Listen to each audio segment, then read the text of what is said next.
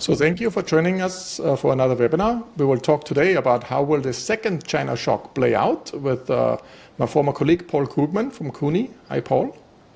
Hi there. Great to have you. And we will talk about the China shock today. So the key questions we would like to address today is what is actually the second China shock? And how will the new global trade world order, which one will emerge? And is actually globalization compatible with industrial policy? How can we connect the two things? And then I would like to ask the question, can actually the US run a permanent current account deficit and never pay back? Is this a feasibility or not? And then I will pass on the mic to Paul. So of course we had the first China shock essentially happening in the 2000s when people argued that, China exporting manufacturing goods mostly to the US is eroding the American industrial base. So China's world GDP is about 70%, but manufacturing of the world is about 29%. And it consumes only 30% of total world consumption. Or is it actually, because the industrial sector in US declined, is it more technological change? Or is it really the China shock, or is it technological change? But then we talk about the second China shock. And some people argue it's because the Chinese in recession, they will export and try to push to export even more, and that's the second China shock. From other countries' perspective, so Richard Baldwin and Sanders and Tortor and Brett Sester argued, for Germany, the second China shock is that the demand from China is breaking away. So the export towards China is actually breaking away. And there's actually, Richard Baldwin argued, there's an import substitution going on in the recent years. So actually the imports China is taking are going down drastically.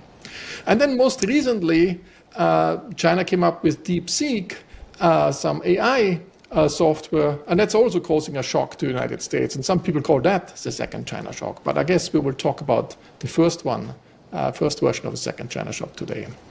So if you think about the benefits of free trade, of course there's a static comparative advantage story, but what's even more important is that over time there's a dynamic benefit of free trade. There's a technological transfer from one country to another country or in both directions.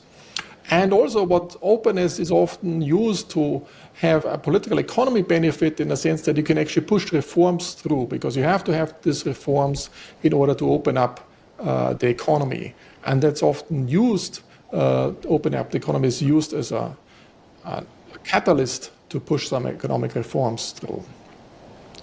Now, if you think about, is industrial policy really compatible with globalization? So why do we have industrial policy? Often, we have increasingly industries where there are a lot of increasing returns to scale. And of course, Paul is famous for having worked on increasing returns to scale. And that's essentially, you would like to do industrial policy to take an advantage of it. If you have set up an industry, you can set also the standards down the road, and that also gives an advantage. And that might not be compatible with a setting where you have free trade and free capital flows. And that's essentially some tension one has to think about. You might also create some choke points and have some geopolitical bargaining power. If you have a certain large industry, you dominate the world economy with certain industries. But the question is, what are the costs for the deficit country like the US running a deficit? Or is it just a benefit that you have essentially cheap consumption? And there's some earlier work saying, okay, actually every job lost in the US gives the consumer in the US a benefit of $400,000. But that's, of course, a controversial number, but essentially there are also some benefits from getting some cheaper consumption and keeping inflation low. But once you have the setting that a country is doing very strong industrial policy, what should the deficit country then do? What's the response to that? And one response is you do your own industrial policy. That's like the Biden approach, and that's Inflation Reduction Act, and that, of course, leads to some high fiscal expenses. Or the Trump approach is much more to impose tariffs to counteract the industrial policy from the other country. Now, the final question I would like to address, or saying, can actually the US run a permanent current account deficit all the time and never has to pay it back? And there is an argument to be made that actually the US can run actually permanently a current account deficit because it enjoys an exorbitant privilege. It can issue some bubbly safe asset, So you continuously issue more safe assets to foreigners who would like to hold a safe asset because it allows them to self-insure through retrading among themselves even. It's a benefit they're getting from that. And essentially you provide this service to issue this asset which allows others to, through retrading, to self-insure for precautionary reasons. And if this asset is public, actually, then it's actually possible that you can constantly have a current account deficit. You never really physically have to pay back in terms of having to deliver physical goods down the road or some services down the road in order to pay back the debt you went into. So in a sense, in a technical sense, the transversality condition does not hold at the country level. It still holds at the individual level from agent by agent, but at the country level it doesn't need to hold in such a setting. So that's a paper which is alluding to that. So let me leave it at that, and then we are curious to get Paul's take on the second China shock and how it will play out, I guess, primarily in the US or in the rest of the world as well. Thanks again, Paul. I'm looking forward to your presentation. Okay, thanks. So everybody, and Marcus, my apologies. I ended up unintentionally pulling a kind of bait and switch. I thought I was going to do second China shock, and that's certainly part of the story, but as I was getting my act together for this talk, I ended up veering off in a related but different direction, which is partly it's a request. People have been asking me to,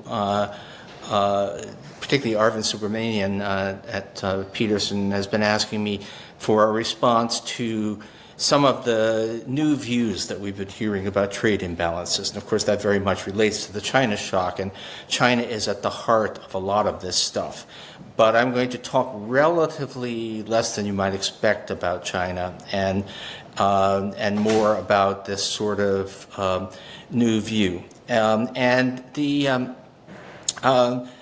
So with that apology. So I'm sure if we have some time for discussion that the China issues will come up as well. But this is very, I am going to be going in a somewhat different direction. So if you are following this kind of quasi-academic discussion, yes, this is at the, we have now quite a lot of buzz in sort of policy think tanks, though not exactly economics think tanks, in policy circles, of a view that says that all of the conventional rules about trade are kind of off because they presume a world of more or less balanced trade, that we have instead a world of large persistent trade imbalances, and that these imbalances are a distortion imposed by government action. The person most associated with this, and he's endless, he writes about it a lot, is Michael Pettis, who rather oddly is based in China, but anyway, and he had, this is a recent Carnegie Endowment paper that I thought summarized his views quite well, and which I think of as, it's an interesting set of ideas. I believe mostly wrong, although there's certainly some points to it, but then we do need to ask, what do we think is really true in this world of big trade imbalances?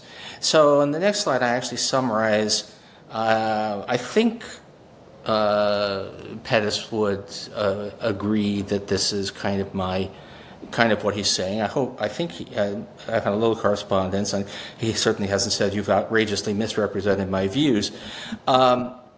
And it's certainly, anyway, things that a lot of people in this kind of sort of semi-academic policy space now believe. The first is that trade is supposed to be more or less balanced. That if things were normal, countries would, as I think he says, that you export in order to import. And so you would have not maybe precisely balanced trade, but relatively balanced trade country by country, not bilateral. I don't think anybody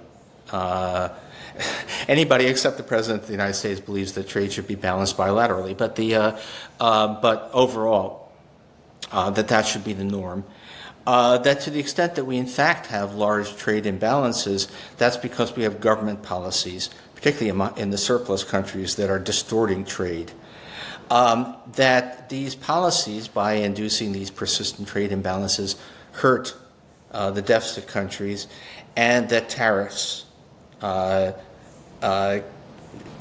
be an appropriate response. So this is not Trumpian, and I have no reason to believe that the people advancing these views are Trump supporters or in support of those tariffs on Canada and Mexico that are supposedly going to be imposed by Saturday. But it's clearly more friendly towards a Trumpian point of view. Sorry, let's stay with this for a second. Than sort of the standard economic analysis. And what I've been doing is trying to go through this list and say what of this is true. And I would say that most of it is not, but there are some things. It's certainly good to raise the questions and worth talking about. And we shouldn't say economic theory says everything is fine, because there are real issues here. But let's go through it. So the idea that trade, absent distortionary government policies, would be relatively balanced is actually, in the light of history, it's not true. If we ask, when has trade been strongly unbalanced? And of course, it's the accounting identity, trade balance, strictly speaking, current account balance. But anyway, current account balance plus capital account balance equals 0. So large capital mobility, large capital flows were actually quite normal before World War I, then ceased to be normal for an extended period, and then became normal again. And so the next slide is my one, I think. No, I guess that's right. No, sorry. So yeah, there's this wonderful set of historical tables put together by the Bank of England for Parliament that go in many, way back. Some of them actually go all the way back to 1066. But and obviously, when we're doing economic data, there's a lot of interpolation and estimation, because they didn't have national accounts back then. But one thing that you see, this is the British current account. Britain ran very large current account surpluses in the late 19th century. The age of globalization via steamships and telegraphs was very serious globalization. There was a lot of capital flow. It was typically from European countries. If you look at it superficially, it might look as if a lot of it was going to developing countries. But that's really the wrong way to think about it. It was going from Europe to what were at the time called zones of recent settlement. Australia, Canada, the United States, Argentina, southern Brazil. Zones of recent settlement basically were places where white people were moving in, killing the locals, and building railroads. Then came World War I, and very small capital flows for a long period thereafter. Marx is moving the cursor. There's this large current account deficit during World War II because the United States was lending Britain the money to keep fighting the Nazis, but that was atypical. Basically, it was an era of capital controls, very limited private capital mobility. Flows were mostly, to the extent they took place, were mostly official, which lasted really until the 1970s, when you started to get significant capital flows. So the idea of trade being normally balanced is actually, there was a long period when it was, but it wasn't because you did not have government intervention was because you did. It was because of capital controls. And just, by the way, looking at the end, this doesn't get all the way up to the present, but Britain has run large current account deficits most years since 1980. And anyone who thinks that only America can run persistent current account deficits just hasn't looked at the rest of the world. Britain has done it. Australia has done it. It's basically any place that can attract lots of private capital has been able to run persistent current account deficits. There may be exorbitant privilege associated with the dollar. We certainly get a large zero-interest loan from all those $100 bills being held by drug lords in South America and so on. And it's possible, although it's extremely difficult to tease out the data, that we can borrow somewhat more cheaply because of the international role of the dollar. But it's not at all clear that we certainly are not unique in the ability to run substantial current account deficits over long periods of time. So the next slide is one of my favorite in all of international macroeconomics. It's a chart of how mobile was capital over the very long run, going back to 1860. And it's from Alan Taylor and Maury Opsfeld, from their handbook chapter, and it has the best source I've ever read, namely introspection. This is based upon, there's lots of data, it's very scrappy, but their sense is that capital was highly mobile on the eve of World War I, became very immobile for a long time, largely because of government restrictions. By 2000, was back to something like where it is, like where it was before World War I. Once again, I mean, we actually did have some capital flows to developing countries, although those, by and large, have not gone too well. We did have a Latin American debt crisis in the 80s and an Asian debt crisis at the end of the 90s. But lots of flows, the United States attracting a lot of capital from the rest of the world. Let's do the next slide, which is, this is actually net exports, so not current accounts. So it's even a little bit closer to, this is basically the trade balance as a share of GDP for the United States.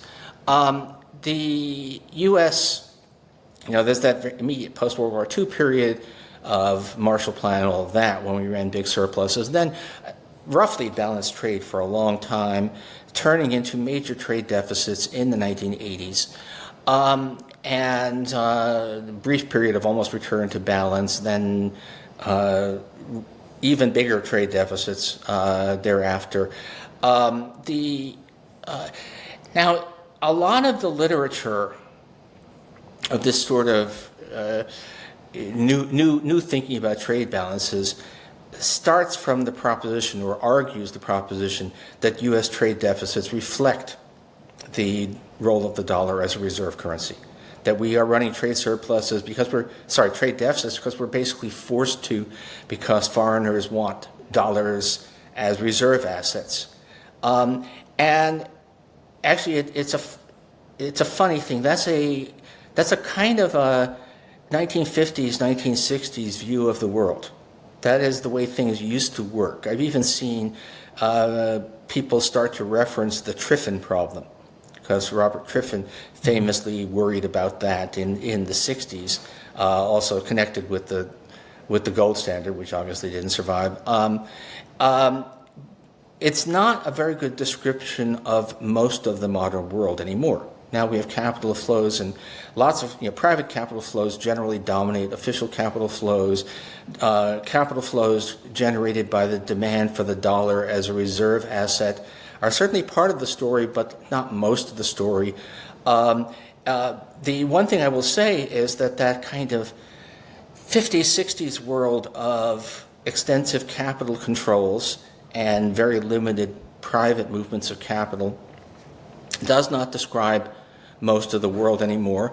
But one place it does describe is China, which does maintain capital controls. And the Chinese current account balance is much more a kind of this state decision than any place else. And since China is a significant part of the world, you don't want to just dismiss this. And in some sense, if China decides to run a trade surplus, which it basically does because China has inadequate domestic demand, they have an absurdly high investment share of GDP, a collapsing housing bubble, extremely high domestic savings rate, and are weirdly unwilling to redistribute income to consumers and rebalance the economy. So they do seek trade surpluses as a safety valve, and somebody has to run a counterpart trade deficit.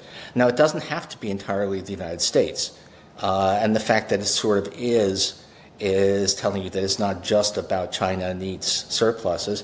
And I don't buy the story that that's because the dollar is the reserve asset. Maybe we'll have some questions about that. But it's even if the Chinese insisted on buying dollars, there's lots of other capital movements in the world, and it could be offset by capital outflows from the United States if that's what people wanted to do. So I don't buy that story. One thing that I think is really important. Does it always come with an exchange rate distortion? So if the Chinese buy a lot of US treasuries, it pushes up the dollar relative to the Chinese currency, but also potentially relative to the euro. It's not clear why it should push up the dollar relative to the euro. Why, if China decides to run a trade surplus, why doesn't that push up everybody against the renminbi?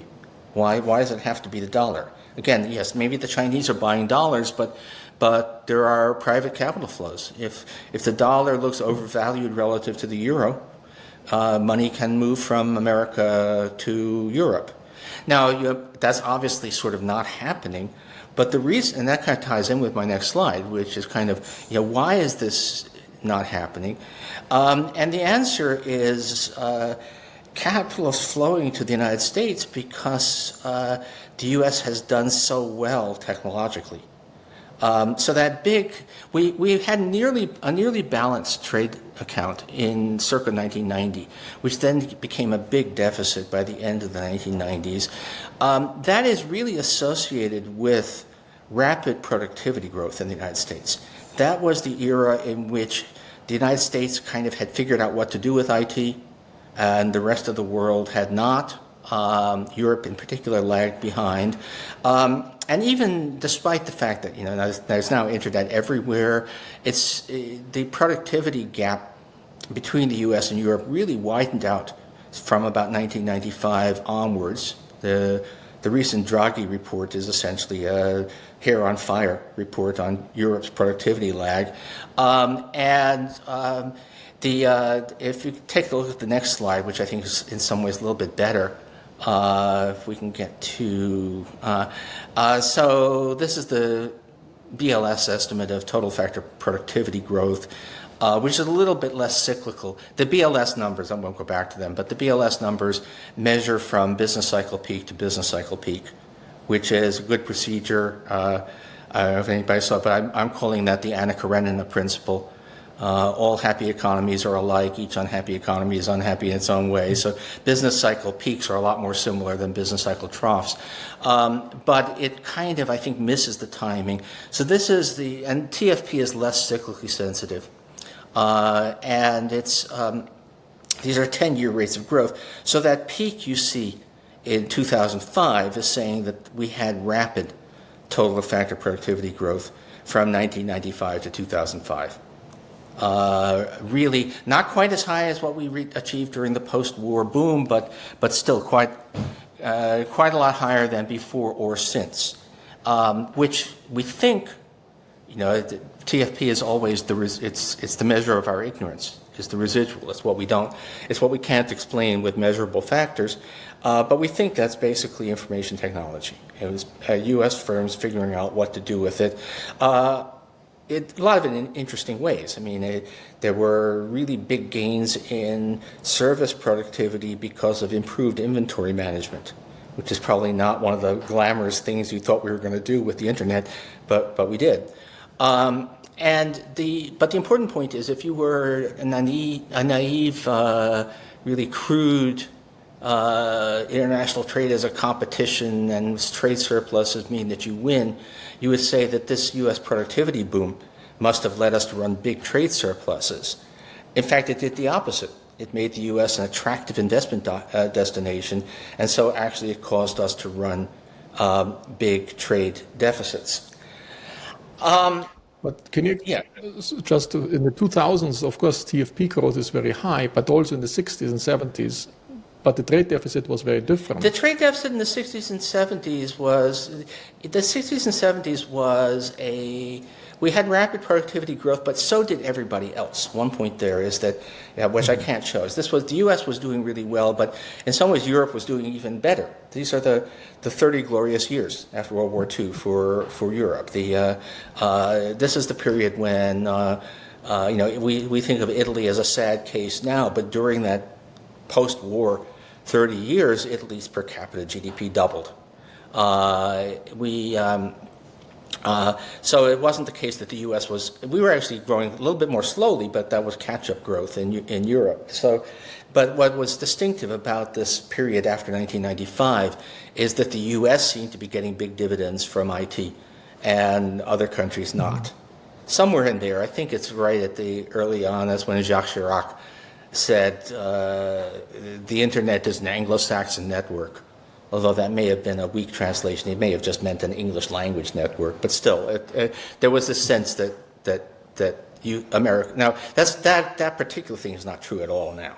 I mean, but why is it important to compare TFP growth between Europe and US and not between China? Well, China's I should have China there as well. China's actually an interesting story because if we believe the standard estimates, Chinese TFP, which grew very, very rapidly, as you might expect, in the 90s and much of the 2000s, has actually stagnated since.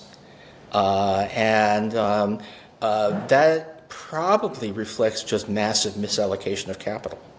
It probably reflects all of those ghost towns. Do you think it's mostly factor growth coming in? More people are employed, so there's factor growth rather than TFP. Yeah, it's. There's raw labor productivity is still rising because they're capital deepening. China is investing 45% of GDP, and some of that is going into completely useless housing, but some of it is still going into capital deepening in factories and so on. But no, it's a really interesting question how China can have stagnated, as far as we can tell. As TFP is in some sense a science fiction, but how they can be still well behind, obviously, overall. They can do some really impressive things, like DeepSeek, but overall technological level is still clearly well below that of the West. How is it that they can be stagnating? I don't have any expertise in China, but it is a question. The fact that the U.S. invested more in foreign direct investments and risky assets, productive assets, while the Chinese invested into some U.S. treasuries. Well, in terms of the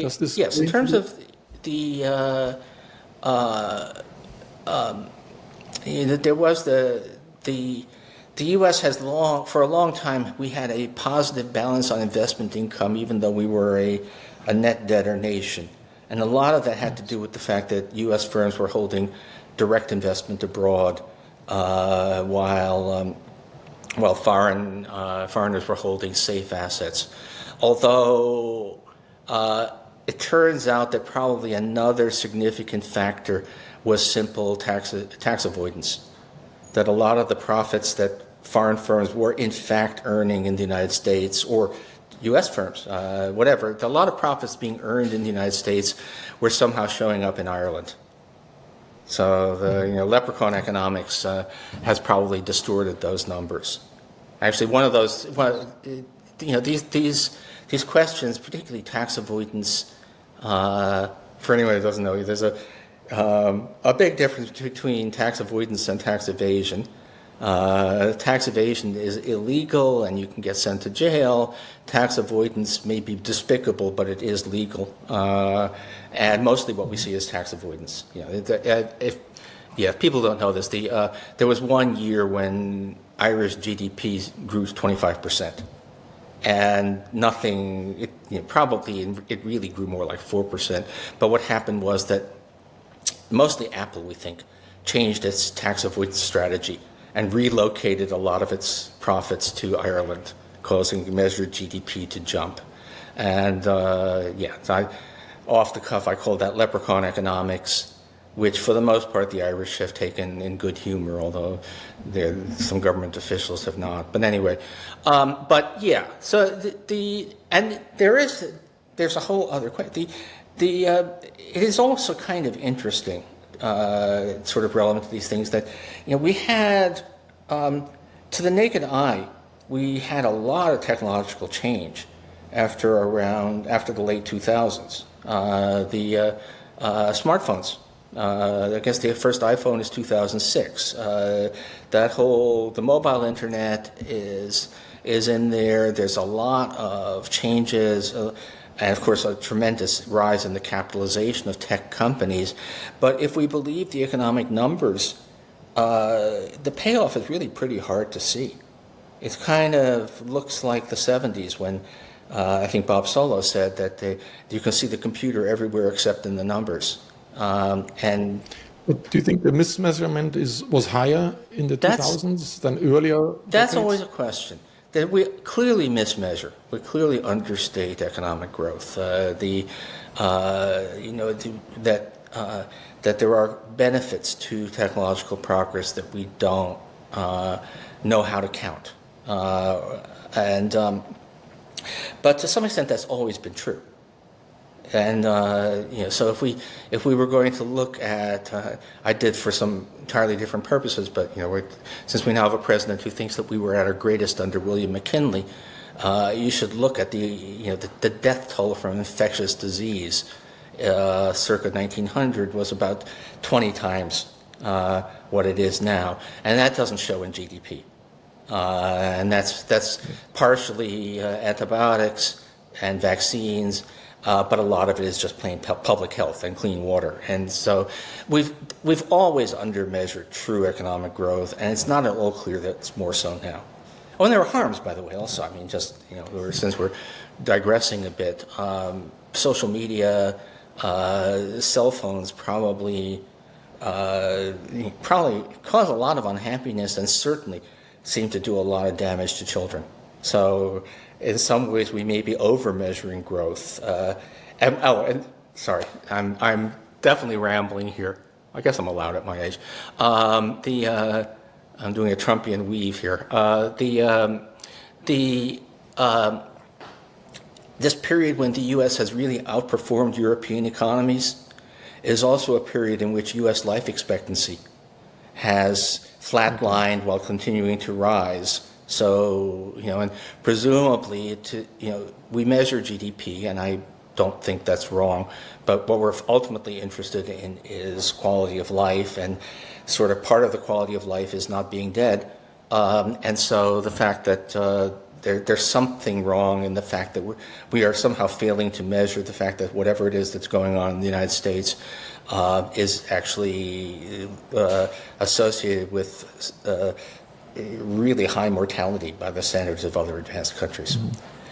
So do you think demographics is a big component for the current account as well? That, if you have an aging society, you want to save up, partially abroad? Yeah. While if you don't have an aging society, you don't have this need to save so much.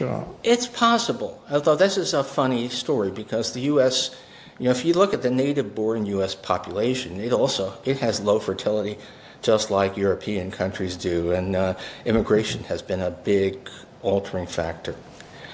Since I don't know what time we are at now, but we've been going on for a while, so let me talk about the deindustrialization issue, which is, so this is a preoccupation, clearly a preoccupation with the current administration in the United States, but lots of people as well. And a lot of the complaint about trade imbalances is that it does contribute to deindustrialization. So Marcus, you mentioned about China. China is a vastly bigger as a manufacturing power than it is as an overall economic power. I'll talk in a second about why I don't think that necessarily China is I mean, depending on what question you're trying to answer, whether that's the right measure, but China is also a substantially poorer country, probably just has a smaller share of spending on services and more on manufacturing. So what I find is a really useful kind of model for the role of trade imbalances in deindustrialization. Oh, before I get there, let me just say, manufacturing is important for a bunch of stuff. Among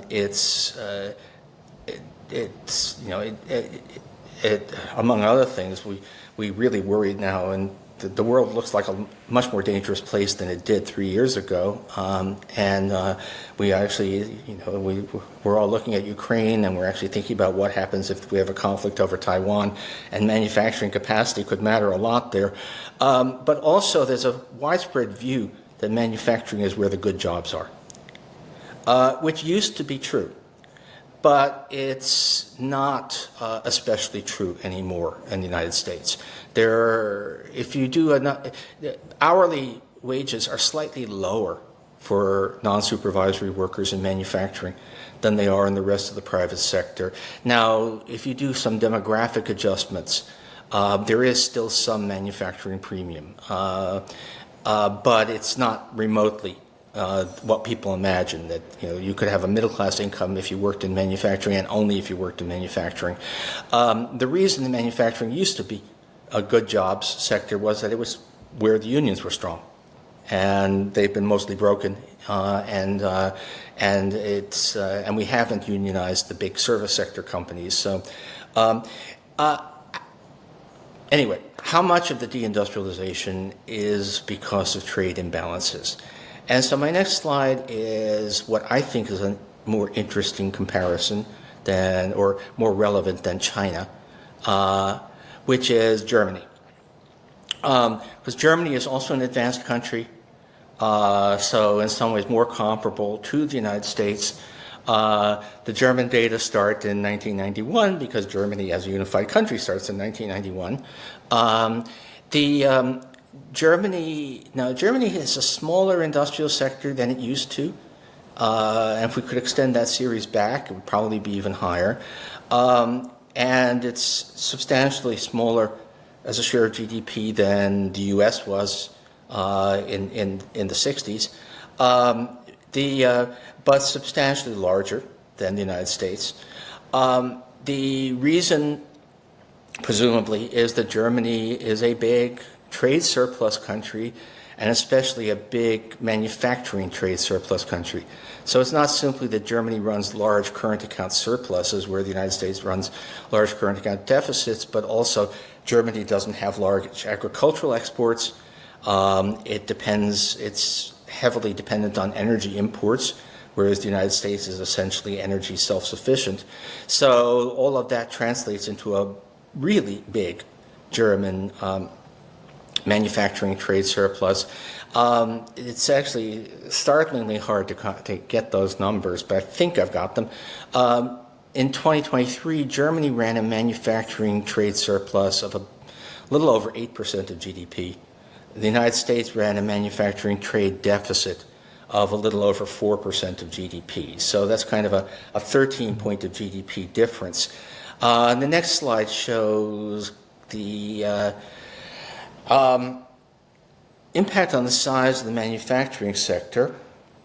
And the German manufacturing sector as a share of GDP is about 8 points higher than in the United States. Now you might ask, if the trade balance is 13 points, why is the manufacturing sector only 8 points? And the answer is, if you spent $1 on manufactured goods, a fair bit of that leaks out into purchases of service inputs by manufacturing firms. So $1 of manufactured goods sold, exported, translates into something like 60 cents of manufacturing value added. So it ends up being a smaller, but still substantial. Clearly, Germany is more of a manufacturing nation than the United States because of those large trade surpluses. Now, whether, again, manufacturing jobs are not necessarily good jobs, and Germany has not. German GDP currently is just about what it was just before COVID, whereas U.S. is about 10% higher. So Germany, now that's a little bit of that is demographics, but mostly it's just that, big trade surpluses and a strong manufacturing sector by no means guarantee economic success. Germany might have also sold off a lot of this technology, this manufacturing technology, to China. Well, yeah. This is only a temporary, it doesn't work in the long run. Yeah, well, Germany clearly made German business and political system made some immense misjudgments. Heavy reliance on basically sales of internal combustion cars to China, which does not look like a good bet. Heavy reliance on cheap natural gas from Russia, which has turned out to be a really bad bet. But actually, my take, and I don't know about your feeling about this, but modern advanced economies, big ones, and Germany is a big modern advanced economy, they're much more diversified than you think. Despite all, it's very conspicuous, the auto industry. You think of Germany as the auto industry, and you think of Germany as dependent on those energy imports. But there's a lot more diversification and a lot more flexibility. 2.5 years ago, there was a whole literature on how crippling will a cutoff of natural gas be to the German economy. And it certainly hurt. But, grass isn't growing in the streets of Frankfurt. It turns out that Germany did a lot of adjustment. And I think people overstate the importance of those big sort of industrial global strategy mistakes, although they were big, and understate the extent to which Germany is suffering from weak productivity growth, poor demography, and really surprising low investment in infrastructure. It is actually, I don't know how often, but I've been struck, having gone on and off, but not too often. I've been struck that at the increasing feeling of shabbiness of German infrastructure, and I would just write that off as personal impressions are no substitute for data, but the data also say that Germany has really underinvested in infrastructure. And I wrote the other day about my bad experiences at Frankfurt Airport and got a lot of pushback from people saying, no, it's great, but that has not been my experience anyway. Okay. So last part, and then maybe we can have some discussion. Does all of this make a case for tariffs? Do these trade imbalances make a case for tariffs? And that's kind of where a lot of this discussion is going. So the part of the, why would you say there's a case for tariffs? Well, if you believe that trade deficits driven by government policies in surplus countries are a major source of deindustrialization, and deindustrialization is bad, then you might be willing to make a case for tariffs to limit that damage, which is kind of where this has been going in terms of its role in the policy debate. There are a couple of problems with that. One is that it's not at all clear that tariffs are a very effective way of, first, it's not entirely clear that the size of the manufacturing sector per se ought to be a policy objective. Strength in strategically important industries is a different thing.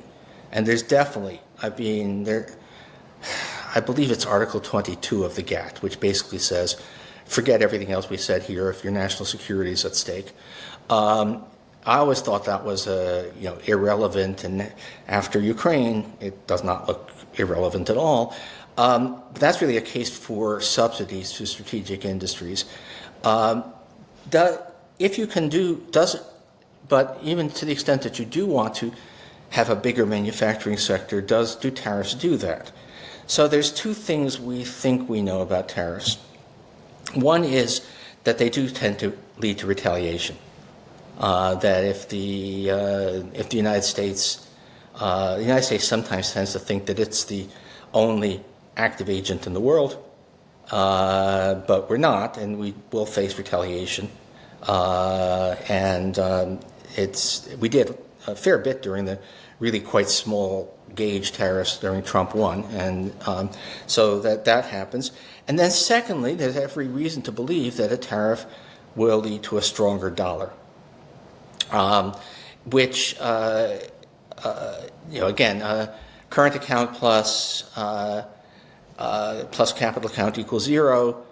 Capital account, unclear what you're doing here, but if you squeeze, it's kind of like squeezing on a balloon. If you push down imports, then to reduce the deficit, then the deficit will probably tend to expand in other ways, and a stronger dollar will cut into your exports.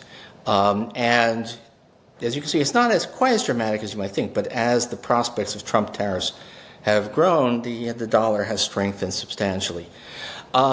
Sometimes people say, well, a tariff and a devaluation are equivalent, but they're not, because a devaluation expands both contracts imports and expands exports because it makes you more competitive. A tariff reduces imports, but it also reduces exports through the exchange rate channel. And at some, there's the Lerner symmetry theorem, which says that ultimately an import tax is the same as an export tax, and that's a little more complicated in a world of unbalanced trade, but it's still got a lot of truth to it.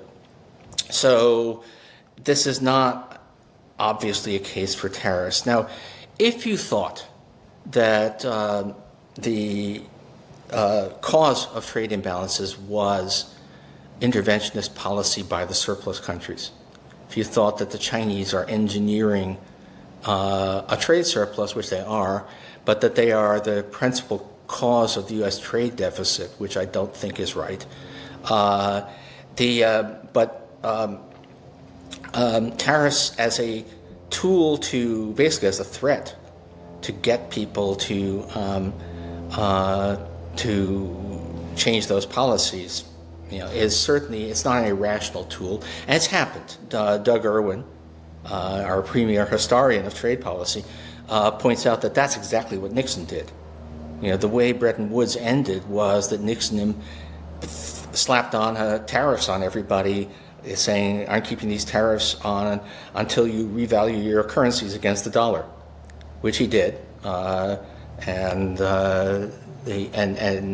they did, and Bretton Woods ended and was replaced by the Smithsonian Agreement, which died in less than a year and a half and gave rise to floating rates. But anyway.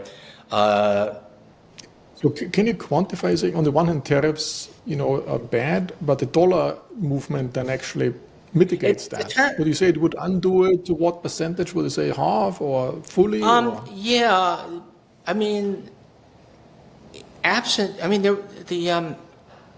Kim Clausing and colleagues have been doing this at Peterson, and I don't have their numbers right in front of me, but I believe that if we're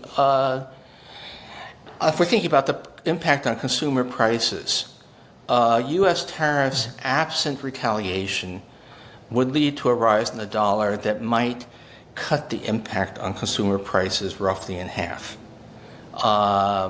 And the micro studies that say that essentially all of the Trump 1 tariffs, were passed on to consumers, are probably correct but misleading, because this is a general equilibrium effect, and those are partial equilibrium analyses.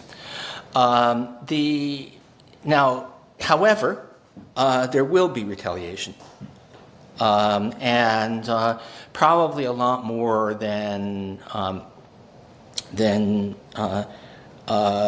Trump et al. Realize. Particularly the case of Canada. So Canada runs a large bilateral surplus with the United States, which suggests that the U.S. would have the upper hand in any kind of tariff war, except that more than all of that bilateral surplus is Canadian oil exports to the upper Midwest, and which the United States probably doesn't actually want the tariff. In fact, if anything, the Canadians might use an export tax to put pressure on us. And if you look at the rest, if you look at manufacturing, it's actually, if anything, a small U.S. surplus. So there could be retaliation. So a lot hinges on what other governments do, and it's probably a really bad idea to assume that they will be just sit there passively. And old line, Richard Cooper, so history of international macro thought, he used to say that the danger if the United States goes protectionist is not so much retaliation as emulation. That if we start doing that, so does everybody else, and that, among other things, means that the offset to consumer prices from a stronger dollar becomes substantially weaker than you might have expected. So anyway, I think it's good that we're thinking about these things and rethinking about it, and not just saying, free trade is good, free capital movement is good. But I think that a lot of the discussion going on now is wrong-headed, but starting point for discussion. Do you think there will be a big shift between large countries and small countries? So because large countries essentially can get their way around it, while small countries, if there are tariffs all over the place, it will be a big problem. Or the biggest losers will be small countries. Do you agree with that? I do worry about that. It's I'm not sure that big countries can get their way around it, but they're not as dependent on international trade. They have bargaining power simply because of their size. Now, large countries, in this case, should include the EU. Because although the Europeans are not very good at acting in unity on lots of things, trade policy is set in Brussels for the whole region. So there are basically three Goliaths in world trade, which is U.S., China, and the EU. And all of them have the capacity to stand up for themselves, retaliate. It's an interesting question if we're talking about U.S. versus Canada or U.S. versus Mexico.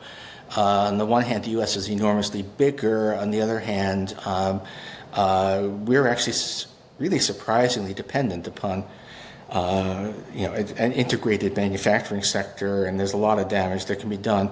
But I worry a lot about smaller, poorer countries. When people ask me, where are the benefits of globalization,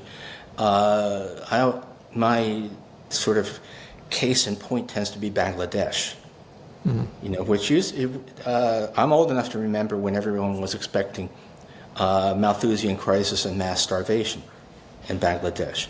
And it's still a very poor country, but it's about 3 times as rich as it was then. And it's all based around exports of labor-intensive goods, basically apparel.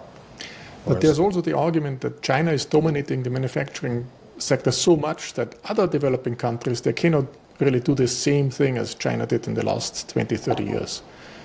No, that's a real question. Yes.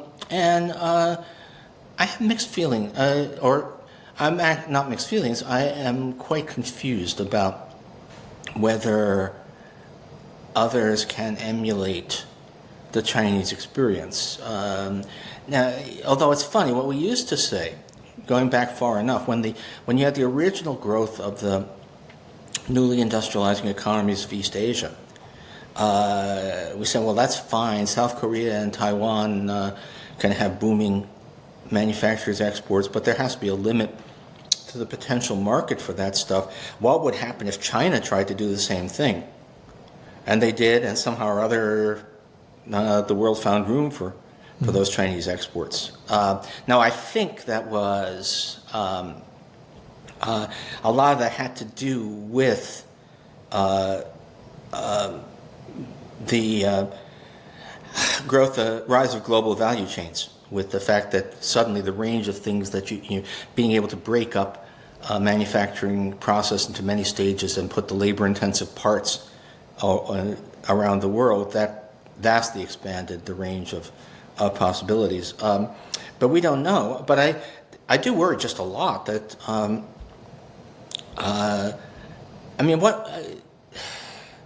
what happens to Vietnam? I mean, Vietnam has been another surprising success story, but it's also, without question, to some extent, a kind of conduit for Chinese production. That it's kind of a way around the U.S. Tariffs to send Chinese goods to Vietnam, do a little bit to them, and then send them on. And so, are we going to be imposing tariffs? Well, Trump, the numbers keep changing, but if the U.S. really is going to impose 25% tariffs across the board on everybody, that's a huge burden. I mean, the Chinese will manage. The Canadians and the Mexicans can probably cause us enough pain that we back down. But what about Vietnam? What about Bangladesh? So you're worried about smaller emerging economies. What about small advanced economies like Singapore? Will they suffer a lot too, or do you think they will find some? That's a really interesting question. Or South Korea, for that matter. South Korea, yes. Even during the Biden years, I would go to South Korea, and Biden followed the IRA and the CHIPS Act. Both were quite nationalistic. Quite strong national preferences and Buy American aspects, which were, necessary parts of the politics. And the South Koreans would say, "Aren't you guys violating? We have a free trade agreement with America. Aren't you violating that agreement?" To which the answer was, "Well, yeah. In terms of the IRA, I think that saving the planet takes priority, but." And this is the only way we could get this thing done, but it was a real thing. So yeah, the small advanced countries that aren't in the EU, and then the interesting question. Well, I think Britain will be able to make a deal, but basically, European countries will be fine. Interesting question. What about Australia? You would think, hey, they're our friends. They speak English. Surely we won't be punishing them, but I don't think that's at all clear under the current regime. Can I come back to increasing returns to scale? So would you agree with this hypothesis that increasing returns to scale become more and more prominent over time? Or you think that's too much? And if we live in a world where there's increasing returns to scale, then industrial policy becomes more and more prominent as well. And are there tensions on the trade side on this, or how do you see it? It's an interesting. It's complicated. Increasing returns actually expand the gains from trade, because by being able to concentrate industries, you get more scale economies. And on the other hand, there's always the question of who gets the increasing returns sector, a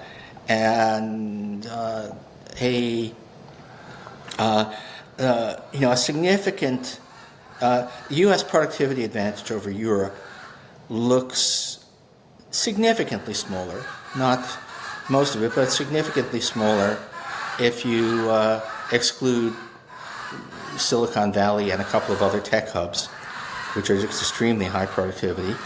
And is that a story about the United States, really, or is it simply that giving increasing returns, there has to be a Silicon Valley somewhere in the world, and for historical reasons it happens to be in California, there's always been this question of should you have policies trying to make sure that the good stuff is that you get the good stuff, and then on the other hand, if everybody's trying that, doesn't it end up fragmenting markets and dissipating the gains from increasing returns? And then there's a further question, which I'm still trying to work out, which is actually how much of that Silicon Valley productivity bump for the United States actually accrues to the benefit of the United States. As opposed to the customers at the global scale, or? Well, customers, but also to is it just a handful of? Okay. Are we basically just enriching Mark Zuckerberg and not the rest of us, or are we just enriching? About 40% of equity in U.S. firms is owned by residents of other countries. It's one of those big questions when we're talking about the Trump tax cut, that if you wanted to do any kind of welfare analysis for the United States, you needed to take into account that something like 40% of the benefits to corporations were actually not accruing to U.S. nationals. So it's a little bit confusing, but I will say that if you combine the increasing returns issues with the sudden salience of strategic issues, then actually the case for industrial policy to make sure that you have critical mass in some sectors is pretty big. Arguably, that's what Biden and all were trying to do. How much it was succeeding, it's not clear. And then with Trump, as far as we can make out now, it's not strategic at all. It's just we want everything made in America. But would you agree or do you think that in the 70s or 80s, increasing returns to scale was there, but it is now more pronounced with the newest technologies compared to the older technologies? Or do you think that's... I'm not at all sure about that. Mm-hmm.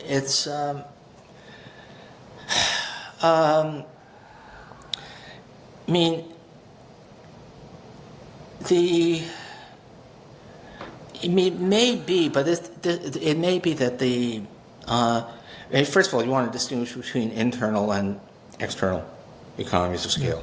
And internal economies of scale are probably less important than they used to be, although not entirely. Though it's still always a little bit, shocking. High precision chip manufacturing equipment is basically, that's an internal economies of scale, and it all comes from that dangerous imperialist power of the Netherlands. But in general, the sort of importance of big factories is probably smaller than it was. External economies, it's probably true that they were always big and subtler than not necessarily in industries that you think of. The original Alfred Marshall discussion of agglomeration economies was inspired by the cutlery industry of Sheffield. It wasn't, and the United States used to have these industrial clusters all over the place,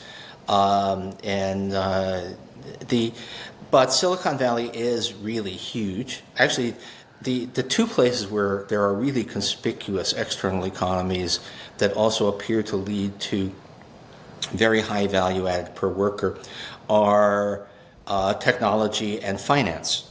Mm-hmm. So there's really, there's Silicon Valley and to a lesser extent Seattle, and then there's New York and London. And those are the places which really generate a huge amount of value, clearly because of the circular logic of external economies. Whether we can see, probably, certainly the example of Silicon Valley is there has never been anything quite like that in the history of the world before. Although arguably, Manchester in the mid-19th century might have been like that. And then there's lots and lots. One of the things that you discover about China is that overall, China's export pattern probably mostly reflects comparative advantage, although there may be increasing returns elements as well. But there are a lot of industrial clusters in China. So while they may have a sort of comparative advantage in sort of medium tech goods at this point, they also have the advantage that comes from having a particular Guangzhou is this huge agglomeration that clearly benefits from external. Actually, I guess I should just say the Pearl River Delta, that whole thing, which is 80 million, at least 80 million people. But also small. There's an underwear city that produces a lot of the world's underwear, that sort of thing. So, but it was never true. If you think, this is a little bit like believing that there was once upon a time when trade was naturally balanced, and that hasn't been true since the mid-19th century. And if you think there was once a world in which increasing returns were not an important issue, well, that's also read the special bulletin on manufacturers from the 1910 U.S. Census, and you'll discover that increasing returns have been an important issue for a long time. So coming back, so let's suppose increasing returns to scale become more prominent, and also small countries, have a disadvantage. Do you expect that smaller countries try to join some trading blocs, or do you expect that some will join the European Union or Mercosur, or they make outside of the United States, there will be more people joining new blocs, or do you think this is less likely? So there will I think it's quite likely. Now you can have full increasing returns in a small country by having that small country heavily specialize in one thing. Yes. So ASML, something like that. It's very risky or not very resilient. What? Well, it's fine if you are part of a trading bloc. Yes. And that's so. Yeah, I would say that I would say that Britain should really, really seriously consider. I know that they're not ready to reverse Brexit, but forging at least amicable, enduring trading relations with the EU is going to be really important, because firms are going to want guaranteed access to that market. Now, the other thing, of course, is that when is an agreement an agreement? And that's the big question that's raised now by Trump and his threats against Canada and Mexico. A lot of investment was undertaken on the basis that NAFTA meant that we would never again have to worry about tariffs in North America, and suddenly we do. But yeah, I would imagine that if you are now the Europeans, I think are setting up. They're making it easier for countries, on their periphery that are not full EU members to create something that at least is a reasonable approximation. If the United States gets past this moment, I would, but knowing that these things can happen. If I were the government of, I guess we actually have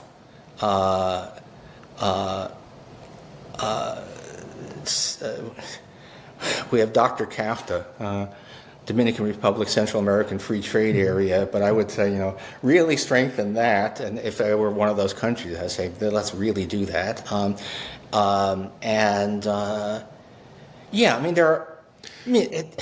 are. It's a fascinating world. Smaller countries have to decide themselves to join one bloc or the other, or they can dance between the blocs, or what would you do? 30 years ago, there was a lot of talk about the world sort of breaking up into separate trading blocs, and which turned out to be premature. Didn't really happen. But now maybe it does. And yeah, you probably have to.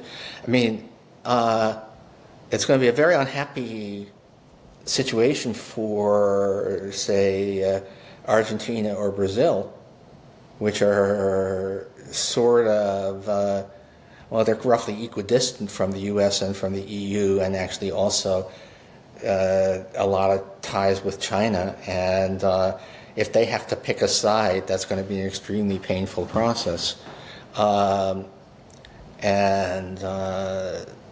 Yeah, it's there's going to be plenty to write about.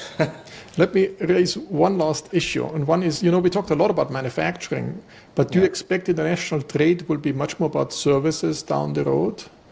That's one thing which I think is really fascinating. And can you put tariffs on services, or that's technically impossible? You can. I mean, it's a tariff is fundamentally a sales tax, and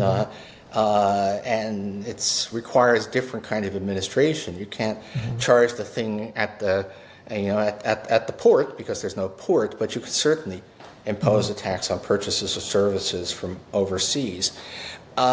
But that's an interesting story because I don't know before your time at Princeton, but Alan Blinder, issued some dire warnings about outsourcing of services in the mid-2000s, which turned out to have been way premature. And now there's a really interesting. There's actually a competition between AI and outsourcing, right? If you call a service number for answers, you might get somebody in Bangalore or Manila, or you might get an AI, and so in some ways AI is a substitute for globalization, something like that has been true for a while. And by the way, the long history. We tend to think that globalization always rises unless stopped by protectionism, but actually globalization represents a race between the technology of transportation and the technology of production. And it's only because on average over the centuries transportation technology has progressed faster than production technology that the world has become more integrated.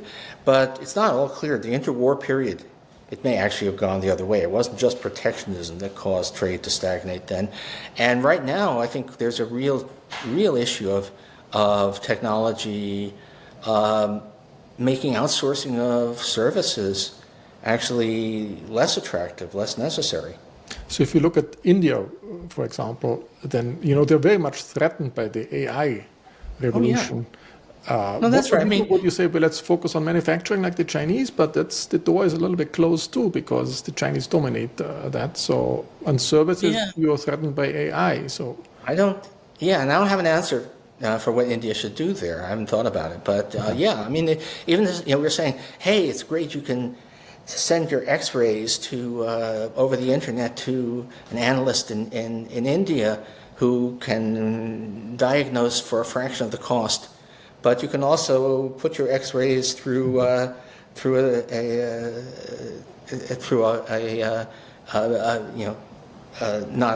an LLM, but whatever the visual equivalent is, and that may be more attractive. It certainly reduces the incentive to outsource. And India. India is another, not the same way as the Germans did, but in some ways India may have made a bad bet by relying upon the outsourcing of services in a world where technology is making that less necessary. I'm looking at my screen here, by the way, for everybody watching. I could have moved that bottle of gin that you can see over my shoulder out of the way, but I left it there just in honor of our new Secretary of Defense. Anyway, sorry. Okay, so let me just come back to this one question. So if you have two countries, and because of increasing returns to scale, one country is really strategically using industrial policy, what do you think is the best response then for the second country? Should it also react with industrial policy in order to attract some of these industries, or should it use tariffs? Or is our tariffs justified in that case? Or what are the third alternatives? Okay. I think that the old standard economic analysis, all the way back to Max Gordon, and there may be somebody in your audience who actually read the 50-year-old book, Trade Policy and Economic Welfare. Policies, even when there are market failures, policies should always be as surgical as possible. They should be aimed at what it is you're trying to do. So if your goal is to promote manufacturing of certain goods, then subsidize manufacturing. A tariff is just a subsidy plus a sales tax. And why are you doing that? Why add the extra distortion? In fact, if you're specifically trying to promote technology, you should be subsidizing the technology as directly as possible. But tariffs are the basic lesson, a long tradition of international economics. A lot of international economic policy literature over the generations was taking seriously, for developing countries, issues of increasing returns, spillovers, external economies, learning, were always very much on people's minds, because it was, how does a less developed country become developed? But the conclusion of most of the analysis was that tariffs are almost never the right answer. Anything that would justify a tariff is an even better justification for some kind of subsidy. So I think, and the thing is, the world of subsidy wars is a lot more benign in a lot of ways than a world of tariff wars. And in particular, it is at least somewhat more benign for smaller countries that might get caught in the crossfire. Good. Thanks a lot, Paul.